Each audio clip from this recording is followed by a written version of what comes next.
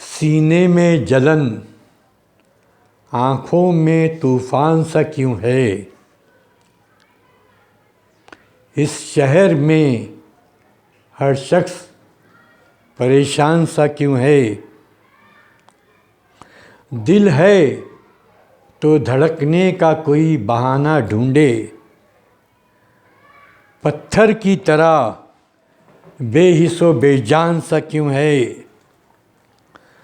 तन्हाई की कौन सी मंजिल है यारो, तन्हाई की कौन सी मंजिल है यारो।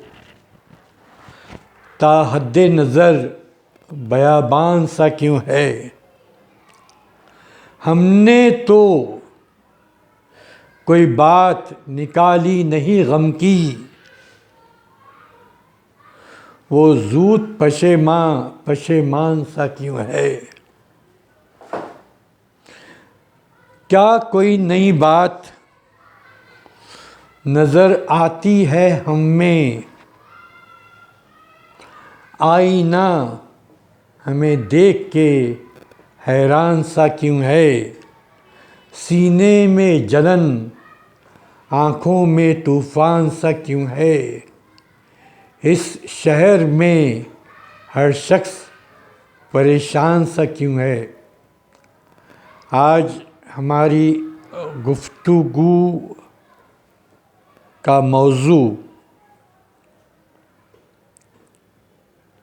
शहरयार मरहूम के कुछ अशआर के बाद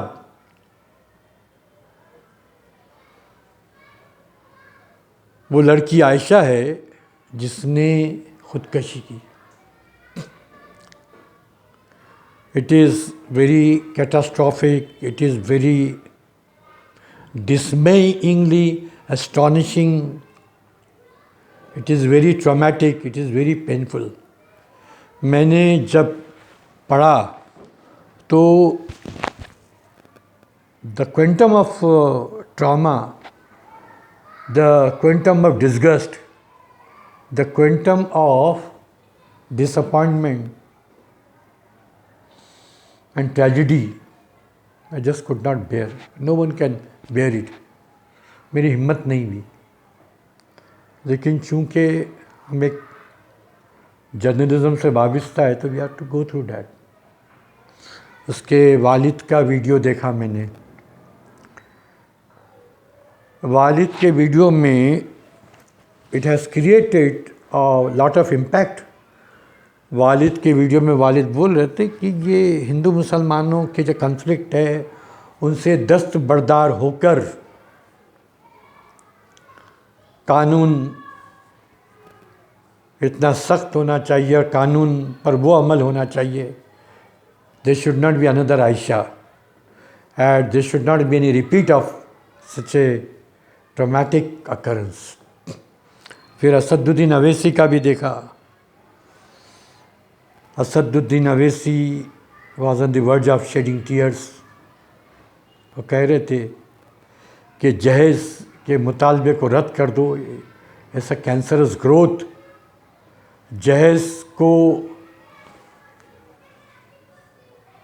को इसको समाज से इसकी दस्तबरदारी होना चाहिए। We should stay away from that. And Asaduddin Owaisi was very emotional. हम भी जो है आयशा को भी pay our tearful condolence and emotional tribute। अब चूँकि एक वाक़या हो गया है तो ये देखना है कि उसकी we have to analyse the conditions leading to that traumatic circumstance. आप देखते हैं कि दो चीज़ें होती हैं, एक होते हैं जज्बात और एक होता है रीज़न और रैशनैलिटी। ज़िंदगी में कुछ वाक़यात ऐसे हो जाते हैं way the bunch of your emotions, the quantum of emotions, the set of emotions, they overwhelm the reasoning, they overwhelm the logic, they overwhelm the rationality. बाज़ लोग बहुत सेंसिटिव होते हैं और they are sensitive to the extent that they are not able to overcome the emotions, leading to such macabre and gruesome tragedy जो आयशा के साथ हुआ. मैं भी काफ़ी सेंसिटिव हूँ, लेकिन फैज़ अहमद फैज़ ने कहा था कि अपने बारे में बोलना मुनासिब नहीं है, अपने बारे में बोलना हिमाकत है. I agree with that. I subscribe to what Faiz Ahmed Faiz has said. तो अब I am compelled to say like that. अब यहाँ दूसरी बात ये होती है कि what is the approach of the society, what exactly is the attitude of the society, what exactly is the thought process of the society governing such gruesome scenario. हमारा जो समाज है, सोशल ऑर्डर है, माशरा है, इसकी मुसीबत ये है कि एक जो विक्टिम होता है, the person who suffers victimisation, वो समाज जो है उसको कुछ तक़वियत देने की बजाय, उसको हौसला देने की बजाय, समाज उसको कम हिम्मत कर देता है, समाज उसको डिमोरलाइज कर देता है. और जब इंसान डिमोरलाइज होता है तो यस और she has to take the extreme step. It is quite enjoined upon the social order, or it is binding on the social order to see that the larger interest of the victims, the larger interest of the victim are duly protected. और अगर victim के मफादात का तहफ़्फ़ुज़ यकीनी हो जाए तो हम इस तरह के हालात से नबर्द आज़मा हो सकते हैं. इसमें इस पस मंज़र में एक बहुत अहम बात ये भी है, एक होता है सर्वाइवल इंस्टिंक्ट. कुछ लोग शब रोज़ में ज़िंदगी के बड़े भयानक नशे व फराज से गुज़रते हैं, लेकिन उनमें एक सर्वाइवल इंस्टिंक्ट होता है, come what may, will carry on, will continue with that. और वो हौसले के साथ जी जाते हैं. आयशा में भी सर्वाइवल इंस्टिंक्ट था, वो भी जीना चाहती थी, लेकिन हालात इतने ख़राब थे. It is to be reminded that कि उसके शौहर ने बोला जा मर जा, मरने से पहले वीडियो बनाकर भेज दे. What she implemented, she did that as per the wishes of her husband. कूद गई वो साबरमती में.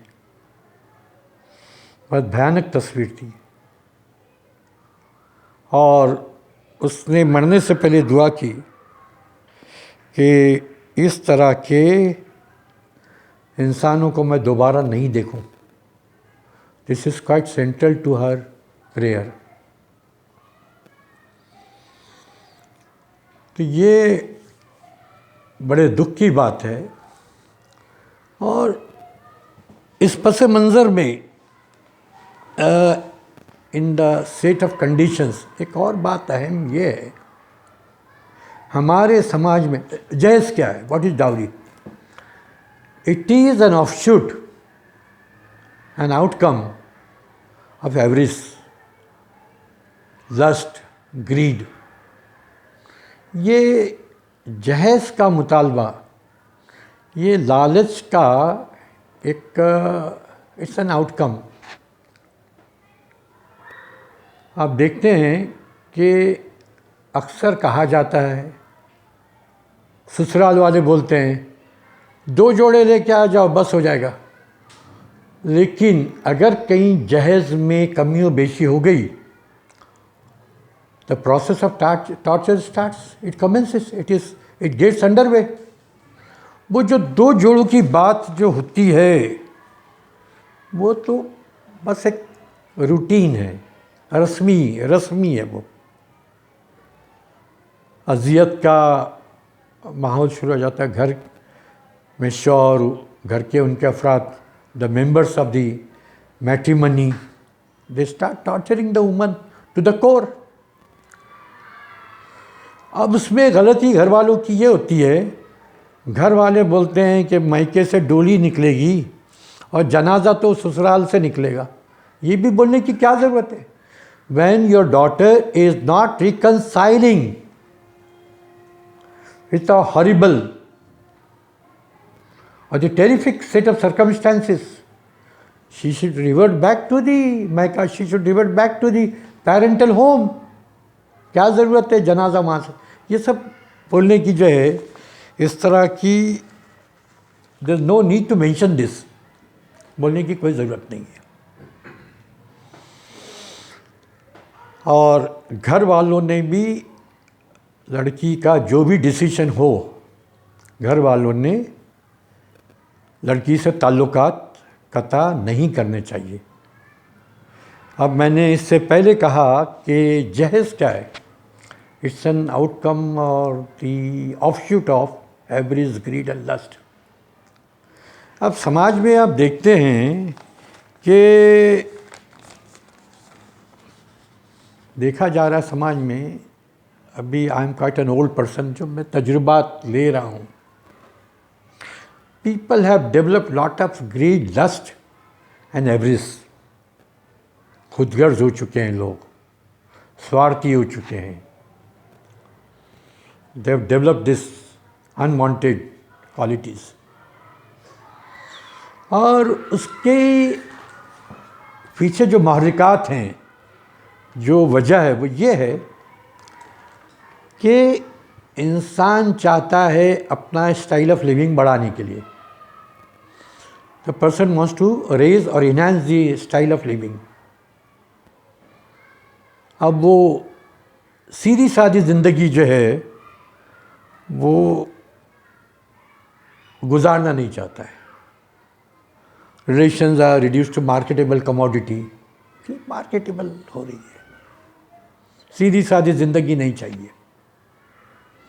अब उसके अंदर एक पहलू और ये अनदर आस्पेक्ट विच डेवलप्स और विच इमर्जेस। क्या होता है कि I was the teacher for pretty long. I taught in the school, I taught in the college also, D.Ed college, junior college, one and so fourth. तो जो cream रहता है class का, they constitute the microscopic minority. Larger जो वो रहते हैं वो लोग मीडियोकर, एवरेज रहते हैं। अब एक एकेडमिक एक्सेलेंस से एक इंसान he or she develops the, or he or she achieves the growth of progress and prosperity. Academic excellence के अलावा एक सोशो पॉलिटिकल एरिया है, that may be the grey area or it may not be, but it is sometime turned into the grave area to enhance the fortunes. अब वो लोग जो vulnerable section of the society है और जो are under the growing conditions, उनको वो socio political जो क्लाइमेट मिलना चाहिए वो नहीं मिलता है। वो जो प्लेटफॉर्म अपॉर्चुनिटीज़ का वहाँ मिलना, सोशो पॉलिटिकल एरिया में मिलना चाहिए, they are not able to avail of that. तो क्या होता है फिर वो लोग they take recourse to crime, they take recourse to unscrupulous means, they take recourse to unwanted medium, so on and so forth. आप देखते हैं कि जो लोग माशी तौर पर कमज़ोर फुटिंग पर हैं, उनके नौजवान जो है, या जो लोग सोशली वो are on the weaker turf, चूँकि उनको सोशो पॉलिटिकल स्पेस में they don't develop the potential to achieve the progress and prosperity, तो वो लोग जो है दे, अब वो मौजू दूसरा है, they develop unscrupulous means to promote the growth of prosperity और progress। अब ये जो समाज का माइंडसेट है वो बहुत मटीरियलिस्ट हो चुका है। Money has become the criteria to जज अ पर्सन। एक पुरानी याद मुझे आ रही है कि हमारे एक दोस्त थे मरहूम अब्दुल हई, उनके एक दोस्त थे Tabis Sultanpuri was staying in Kurla. उन्होंने कोई फिल्म ताजमहल में कोई डायलॉग्स लिखे थे। उसके बाद उनकी एक फ़िल्म थी माई फ्रेंड, जिसमें नौशाद की म्यूज़िक थी। हम उनके घर पे गए तो उन्होंने एक डायलॉग कहा था, मकालमा, मुझे वैसा ही याद नहीं लेकिन मतन मैं बता सकता हूँ। उन्होंने कहा था कि थोड़ी सी इज्जत बेच दो, बहुत सारा रुपया कमा लो, और उस रुपये में से थोड़ा सा खर्च कर लो और बहुत सारी इज्जत कमा लो। It helps in deciding the enhancing और the increase in the respect. This is what he tried to explain. तो ये इस तरह के हालात नहीं हों, इसके लिए समाज का जो माइंडसेट है उसमें तगय्युर लाना है, समाज का माइंडसेट बदलना है। मुश्किल है। एक शेर मुझे याद आ रहा है, बहुत मुश्किल है दुनिया का संवरना, बहुत मुश्किल है दुनिया का संवरना, तेरी जुल्फ़ों का पेचो खम नहीं है। उसके बाद और एक शेर मुझे याद आ रहा है, एक खातिर गज़नबी थे, उनकी एक गज़ल, उसके कुछ अशार याद आ रहे। जब उस जुल्फ़ की बात चली, जब उस जुल्फ़ की बात चली, ढलते ढलते रात चली, उन आँखों ने लूट के भी, उन आँखों ने लूट के भी अपने ऊपर बात न ली। समाज नहीं ले रहा है ये समाज जिम्मेदारी से दस्तबरदार हो रहा है। बहरकैफ कोशिश ये होनी चाहिए कि जो मटीरियलिस्ट आउटकम है, it should undergo some certain amount of drastic alteration and change. और जब तक कि ये माइंडसेट नहीं बदलेगा, इस तरह के वाक़यात होते रहेंगे। हम आखिर में उसके लिए दुआ करते हैं, आयशा के लिए, उसके वालिदैन को सुकून दे, और हम भी play our very emotional tribute. और इसके पहले कि अपनी बात का मैं अख्ताम करूं, हमारे साथ वसी बेटकर हैं, उस relentlessly and incessantly devoted to this, सीधा साधा आदमी है, साफ दिल का आदमी है। He cooperates with me in arranging the talk. दूसरे, and whenever I ask him he makes due compliance, is quite devoted, young boy. उसके बाद एक और रियाज अतीक है, he was with me in the morning, फिर कुछ इनकी अपनी मुसरफियत निकल गई। He is also good boy, वो भी वक्तन फ़ौक्तन he has cooperated with me.